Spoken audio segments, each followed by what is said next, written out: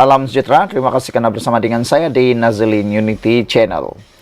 Saudara-saudara sekalian, hari ini yang hangat dalam FYP di TikTok maupun di media sosial yang lain mengaitkan Syed Saddiq Syed Abdurrahman dan juga seorang artis tempatan yang sedang hangat dalam keadaan hangat keluarganya, yaitu Bella Astila. Ini apabila tanpa disangka oleh netizen, Bella telah datang beraya di kediaman ahli politik berkenan, yaitu Syed Saddiq Syed Abdurrahman. Dengan ini, netizen yang melihat gambar tersebut memuji kebijakan ahli parlimen Muar itu, yang kini sudah tahu cara untuk masuk trending FYP atau For You page. Ini kata mereka, ada juga yang berseloroh. Mereka menganggap Syed Saddiq Syed Abdurrahman dengan satu gurauan boleh jadi ayah segera kepada dua anak pelakon berusia 30 tahun itu. Tapi ada juga yang mengatakan bahwa Syed Saddiq Syed Abdurrahman ada yang mengingatkan bahwa hal itu mungkin lambat lagi, memandangkan penyanyi kelahiran Singapura yaitu Alif Aziz enggan melepaskan cerai terhadap istrinya selepas seperti berlaku pada 4 April lalu. Saudara-saudara sekalian, apa yang menggemparkan ialah Syed Saddiq pun dah tahu cara nak masuk FYP, habis ida boleh jadi ayah segera, tulis netizen. Walau bagaimanapun, di dalam laporan yang lain, Syed Saddiq Syed Abdurrahman sebenarnya berdoa, berharap supaya Bella menemui ketenangan yang dicari. Itu komen Syed Saddiq Syed Abdurrahman daripada BH Online. Ahli politik Syed Saddiq Syed Abdurrahman memberi kata-kata perangsang buat penyanyi juga Bella 30 tahun selepas kembali ditimpa dugaan rumah tangga baru-baru ini. Ada yang bertanya kepada Syed Saddiq Syed Abdurrahman, yang nak bagi nasihat kepada orang yang berumah tangga tu dah pernah berumah tangga kah? Kata mereka kepada Syed Saddiq Syed Abdurrahman. Jangan pula yang mau mengajar tu tak pernah lalui tapi nak mengajar orang yang sedang lalui, kata mereka. Ada juga yang berseloroh mengatakan bahawa Syed Saddiq Syed Abdurrahman dan Bella cukup serasi, cukup sepadan, kata mereka lagi. Kata Syed Saddiq Syed Abdurrahman, terus kuat Bella. Kesabaran akan membawa ketenangan. Terima kasih sudi datang rumah beraya dengan keluarga, kata beliau. Ada netizen kata sama cantik, sama padan. Sesuai kalau Bella menjadi milik Syed Saddiq. Kami sebagai netizen merestui kalau mereka berdua berjodohan. Cepat Bella mengurat YB, kata mereka lagi. Pada pendapat netizen yang lain, kata mereka, tak payahlah nak mengurat YB, jangan pula timba mencari perigi, kata mereka. Netizen tidak terlepas dengan usikan tersebut. Ada yang kata mereka cukup sepadan. Ada juga netizen yang lain kata, tunggu apa lagi YB? Sampai masa risiklah jadi orang rumah, sepadan kalian berdua dah boleh bayang dari seri pengantin nanti. Kemelut rumah tangga Bella dan suaminya penyanyi Alif Aziz masih berlangsung apabila Alif enggan menceraikannya. Ia tercetus lepas suaminya dan pelakon telah dikatakan ditangkap Jabatan Agama Islam Wilayah Persekutuan bersama pelakon yang lain. Bella kemudian memfailkan permohonan cerai di Mahkamah Rendah Syariah. Saudara-saudara sekalian, yang mengejutkan kita ialah daripada Harapan Daily mengatakan bahawa reaksi yang menyarankan mereka berkahwin itu susulan perkongsian foto oleh Syed Saddiq sendiri di Facebook. Ada juga yang mengusik Syed Saddiq boleh bernikah dengan Bella selepas idah nanti, tetapi dengan syarat tidak pecahkan rekod 11 kali curang. Wah. Terus kuat Bella, kesabaran akan membawa ketenangan. Terima kasih sudi datang rumah beraya dengan keluarga, tulis Syed Saddiq dalam hantaran itu. Sejak bulan lalu, Bella dan Alif jadi tumpuan gara-gara Alif ditangkap Jabatan Agama Islam Wilayah Persekutuan Jawi bersama pelakon cantik yang lain. Bella kemudian memfailkan permohonan cerai. Namun Alif enggan melafazkan talak pada sebutan kes cerai di hadapan Hakim Mahkamah Syariah. Mahkamah menetapkan 4 Jun depan sebagai tarikh bagi laporan Jawatan Kuasa Pendamai JKP. Saudara-saudara sekalian, Alif Sukri pula, Syed Saddiq Syed Abdul Rahman tidak terlepas daripada netizen sekarang. Lain yang Syed Saddiq cuba sampaikan, iaitu beliau cuba memberikan kekuatan motivasi kepada Bella. Lain pula yang dihidu oleh netizen. Netizen kata Syed Saddiq pun dah tahu cara nak masuk FYP. Habis iddah boleh jadi ayah segera. Itulah netizen pada waktu ini. Cukup hebat melihat ruang untuk memuji, ruang untuk mengusik, ruang untuk mengecam, dan ruang untuk menjodohkan. Mereka cuba-cubalah, kata mereka, kami merestui kalau mereka sudah sejodoh. Sekian untuk kali ini. Jangan lupa tinggalkan komen Anda, tekan butang subscribe. Kita jumpa lagi. Bye-bye. Selamat petang, salam sejahtera. Terima kasih karena bersama dengan saya di Nazlin Unity Channel. Semalam isu paling hangat ialah apabila Akmal Saleh menyelar Menteri Perumahan dan Kerajaan Tempatan, yaitu Engker Meng, dengan selaran Menteri Bodoh. Perkara itu kini menjadi tular, dan perkara itu kini menjadi satu polemik politik yang paling panas dan dijangkakan akan menjadi lebih hangat tidak lama lagi. Ini apabila ada netizen yang mula meramalkan kemungkinan besar DAP tersinggung dengan perkara itu.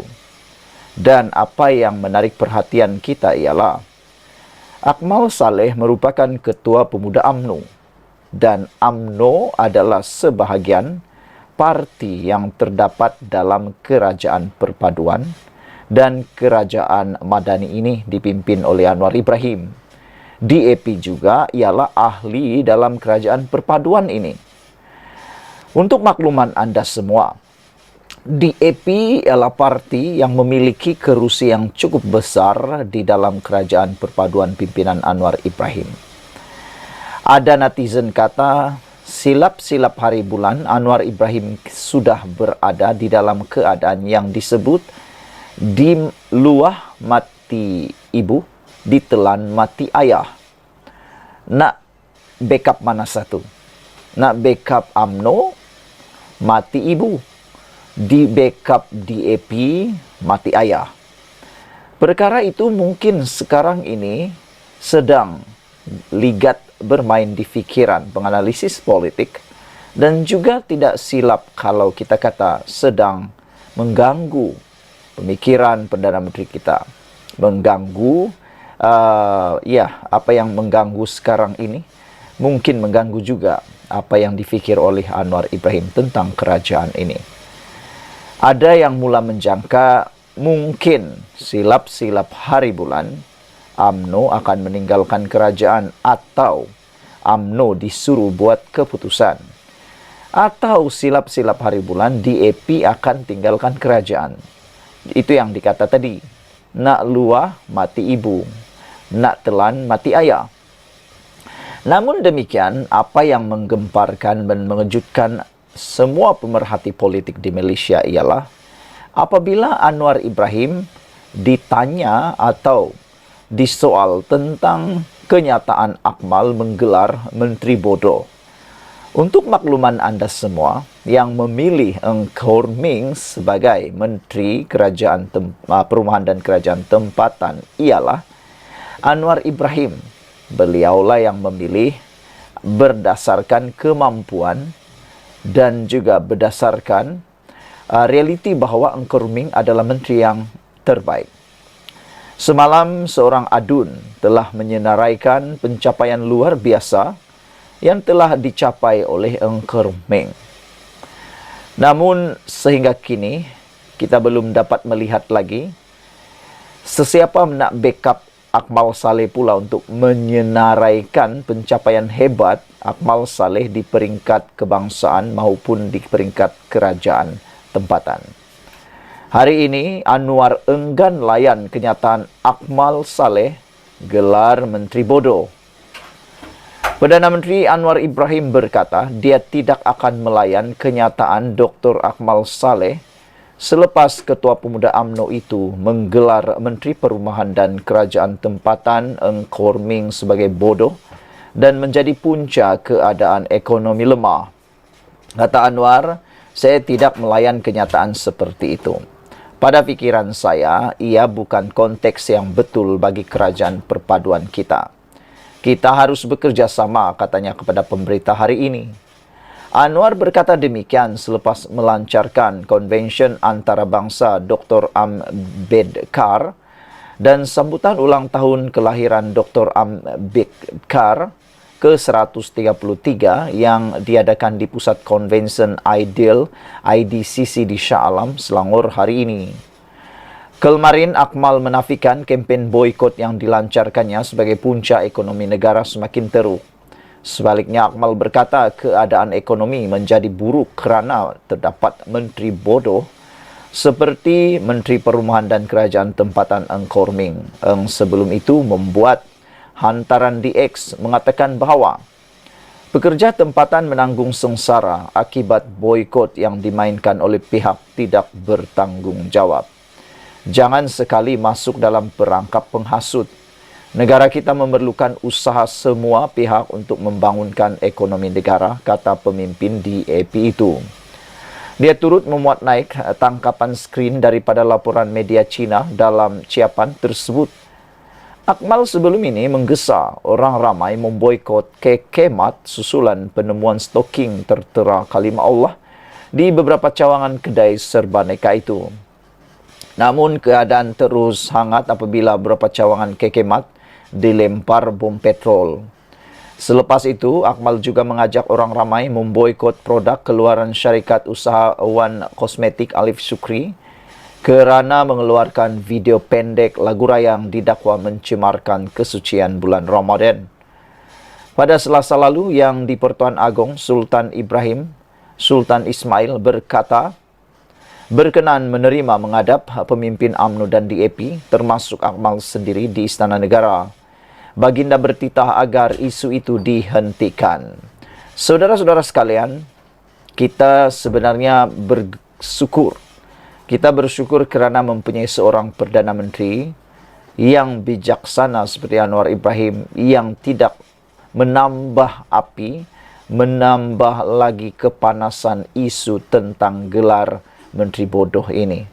Silap-silap hari bulan kalau kita ada Perdana Menteri yang lain bukan seperti Anwar Ibrahim, silap-silap bukan bertambah dingin, akan bertambah panas isu ini.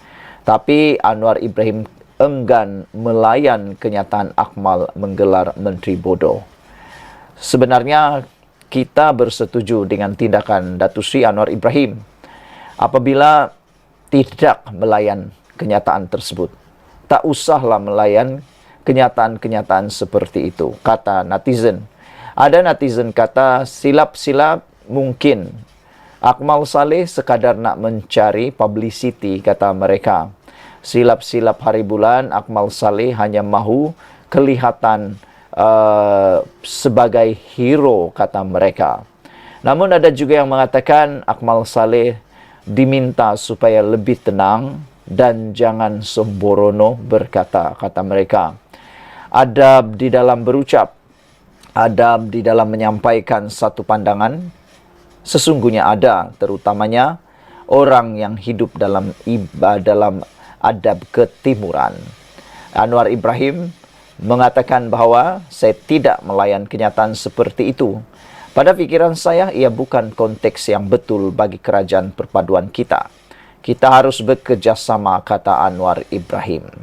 Sekian dulu untuk kali ini. Jangan lupa tinggalkan komen anda, tekan butang subscribe. Bye-bye. Selamat malam, salam sejahtera. Akhirnya, ini jawaban terkini untuk Akmal Saleh. Selepas Akmal Saleh menyelar Menteri Perumahan Kerajaan dan Tempatan, yaitu Eng Korming. Apabila beliau menyelar dan menyebut menteri itu sebagai menteri yang gagal dan mengatakan pula menteri bodoh seperti Eng. Rupa-rupanya, saudara, ini 3 pencapaian Eng Korming yang sepatutnya diketahui oleh Akmal Saleh. Ini apabila dalam catatan Akmal Saleh, beliau menegaskan bahawa kerana menteri bodoh seperti Eng yang menerajui portfolio perumahan dan kerajaan tempatan yang menurutnya menyebabkan ekonomi berprestasi buruk dan bukannya kerana tindakan boikot. Akhirnya, seorang adun ahli Dewan Undangan Negeri menyenaraikan fakta yang tidak akan mampu disangkal oleh Akmal Saleh yang menyebabkan Akmal Saleh mungkin terfikir 2-3 kali dengan dakwaan kecaman ataupun selaran bodoh itu. Dalam satu kenyataan hari ini, memetik komen Akmal bahawa Eng adalah seorang menteri yang gagal dan punca ekonomi merosot, seorang ahli Dewan Undangan Negeri iaitu Choi menyenaraikan pencapaian Eng yang setakat ini membanggakan bagi membalas dakwaan tersebut. Dengan cara membalas dakwaan dengan fakta ini, maka inilah cara yang terbaik. Mau menunjukkan seorang itu benar berjaya atau dengan tanda petik gagal atau tidak, tunjukkan fakta, bukan dengan emosi sehingga menyelar orang itu bodoh. Inilah beberapa pencapaian hebat Eng Korming, yaitu Menteri Perumahan dan Kerajaan Tempatan. Pertama, Kementerian Perumahan dan Kerajaan Tempatan KPKT telah mendapat penarafan Malaysian Government Performance Index MyGPI tahun 2022 hingga 2023 kategori Platinum. Ini fakta. Akmal kata Menteri KPKT itu penyebab ekonomi teruk. Namun Menteri KPKT menduduki tempat keempat. Menteri yang rakyat paling puas hati dalam 100 hari pertama kerajaan. Kajian selidik ini bukan kajian selidik DAP. Itu kajian selidik Sinar Harian, Astro Awani, Sinchu, The Star dan Malaysia Nanban. Yang baik jadi teladan. KPKT boleh jadi teladan untuk Malaysia, untuk negara tercinta, kata timbalan Speaker Dewan Undangan Negeri Perak itu. Komen Akmal mengenai Eng sebagai bodoh hadir selepas pemimpin DAP itu menyiarkan di X mengatakan bahawa pekerja tempatan menanggung sengsara akibat boikot yang diseru oleh pihak tidak bertanggung jawab. Jangan sekali-kali jatuh ke dalam perangkap penghasut negara. Kita memerlukan usaha semua pihak untuk membangunkan ekonomi negara, kata Eng. Dilampirkan dalam catatan Eng itu tangkapan skrin laporan media yang menonjolkan kesusahan pekerja tempatan yang didakwa terjejas oleh pemboikotan perniagaan.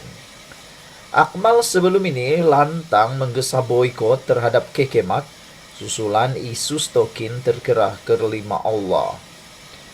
Pemimpin UMNO itu juga baru-baru ini menggesa boikot terhadap produk usahawan kosmetik Alif Syukri susulan klip video hari raya yang dianggap tidak menghormati kesucian Ramadan.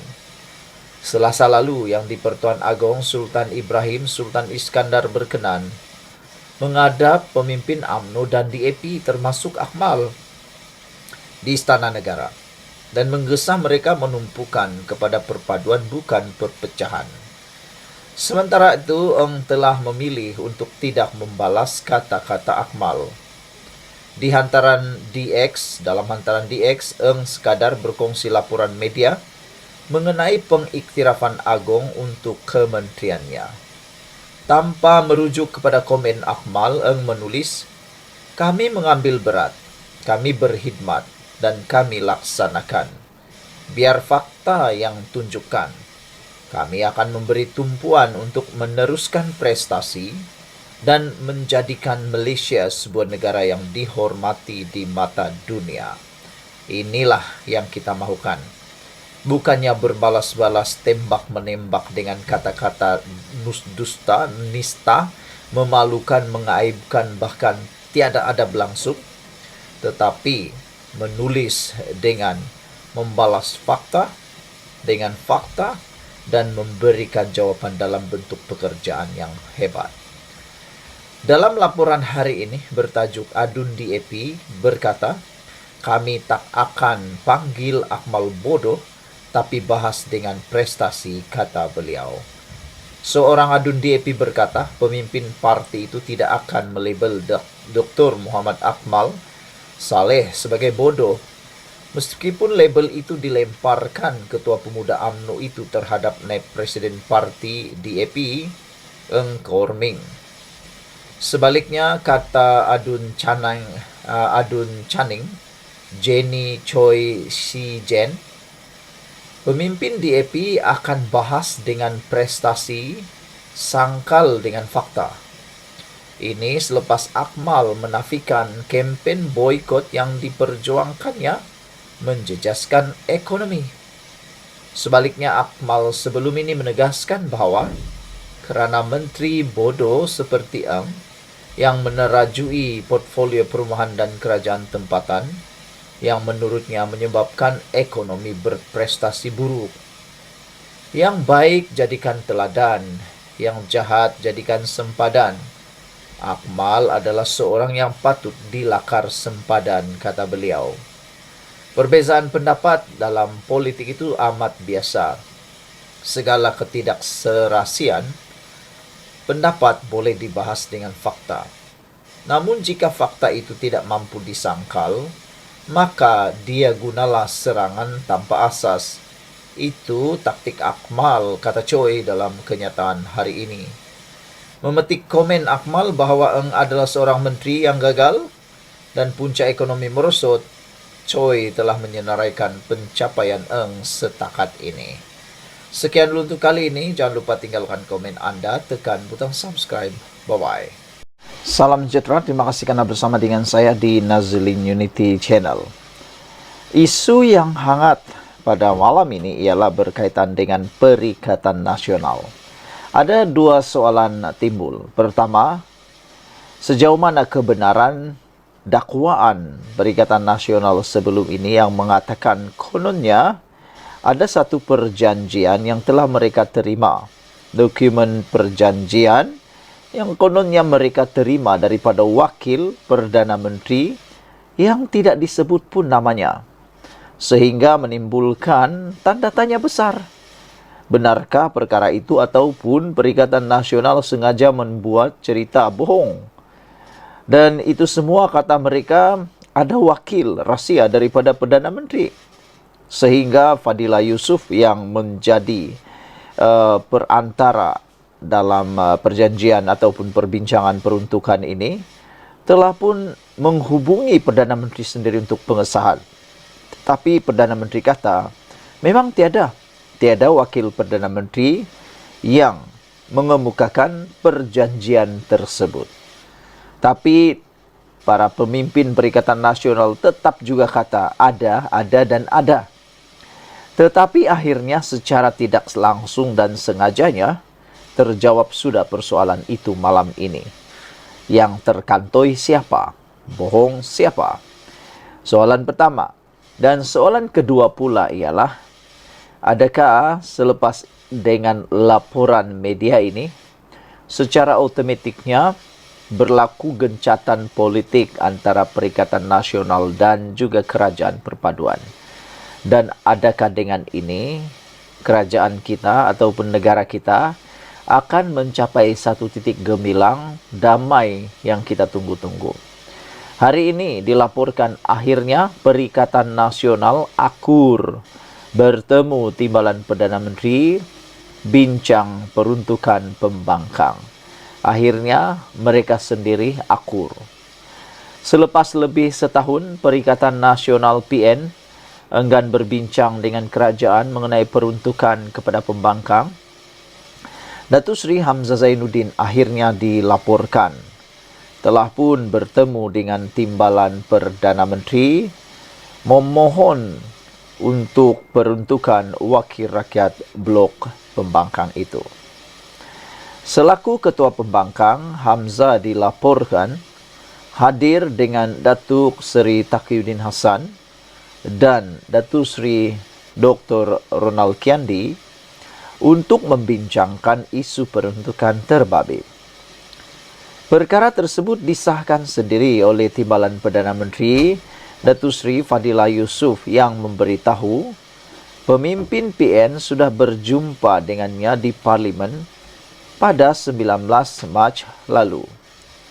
Susulan itu katanya Kerajaan Perpaduan akan mengadakan mesyuarat peringkat Majlis Pimpinan Tertinggi Sekretariat Kerajaan Perpaduan pada Rabu ini bagi membincangkan isu pengagihan peruntukan kepada ahli Parlimen Pembangkang. Saya tanya apa kemahuan mereka, kata Timbalan Perdana Menteri Fadilah Yusof. Hamzah Zainuddin berkata mereka mahu peruntukan dan apa saja syarat itu terserah kepada kerajaan. Nah, disinilah jawapannya. Rupa-rupanya belum ada apa-apa dokumen syarat perjanjian tentang peruntukan itu pun. Saya maklumkan kepada mereka, kata Timbalan Perdana Menteri Fadilah, itu akan dibawa ke perbincangan di peringkat Majlis Perpaduan Kerajaan Madani, Majlis Pimpinan Tertinggi Sekretariat Kerajaan Perpaduan, untuk mengemukakan apa yang dihasratkan oleh mereka. Katanya memetik berita harian ketika ditemui di Majlis Rumah Terbuka Parlimen Petrajaya di Kuching hari ini. Mengulas lanjut, Fadilah berkata, apabila Hamzah menyerahkan kepada kerajaan untuk meletakkan syarat, pihaknya hanya akan memutuskannya, termasuk jumlah peruntukan yang akan diberi kepada dalam mesyuarat Majlis Pimpinan Tertinggi Sekretariat Kerajaan Perpaduan nanti. Bagaimanapun katanya, beliau agak terkejut selepas perjumpaan dengan 3 pemimpin Perikatan Nasional itu. Beberapa kenyataan daripada ahli Parlimen Blok Pembangkang mendakwa sebelum ini sudah ada perjanjian dikemukakan oleh Wakil Perdana Menteri Datuk Seri Anwar Ibrahim. Tetapi saya sendiri pun tidak tahu mengenai perjanjian dikemukakan Wakil Perdana Menteri dan saya mendapatkan pengesahan daripada Perdana Menteri dan beliau juga kata tidak ada. Jika itulah apa yang mereka kata, berbincanglah dengan Wakil Perdana Menteri itu seperti didakwa. Tak perlulah bincang dengan saya lagi, kata Fadilah Yusof. Ketika memaklumkan memang tidak mengetahui siapa Wakil Perdana Menteri yang dimaksudkan itu. Nah, jadi hari ini kita bersyukurlah, sesungguhnya kita harus bersyukur kerana dengan laporan dan berita ini, kita harapkan kita sudah masuk dalam transisi yang kita tunggu-tunggu, yaitu gencatan politik Malaysia. Sekian dulu kali ini, jangan lupa tinggalkan komen Anda, tekan butang subscribe. Bye-bye.